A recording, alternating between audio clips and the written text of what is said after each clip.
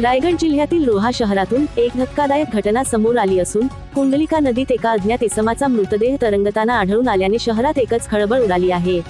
आज सोमवार दिनांक 18 मे 2026 रोजी दुपारी 12 ते 1 वाजण्याच्या दरम्यान ही घटना उघडकीस आली।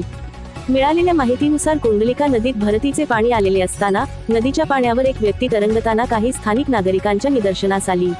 नदीत मृतदेह तरंगताना दिसताच परिसरात भीतीचे आणि चिंतेचे वातावरण निर्माण झाले।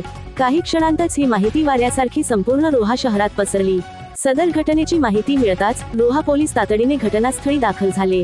पोलिसांनी स्थानिक नागरिकांच्या मदतीने पाण्यात तरंगत असलेला मृतदेह बाहेर काढून अष्टमी नदी किनाऱ्यावर आणला।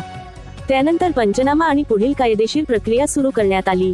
प्राथमिक माहितीनुसार मृत इसमाचे वय अंदाजे 45 ते 46 वर्षे असल्याचे सांगण्यात येत आहे।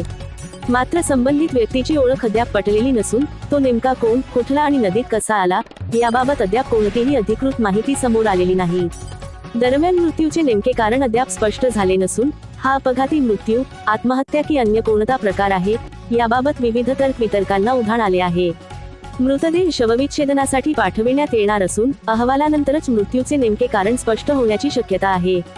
या प्रकरणाचा अधिक तपास रोहा पोलीस ठाण्याचे पोलीस हवालदार सुनील शिरसाट, मेजर शरद कोटकर आणि याकूब दळवी करीत आहेत।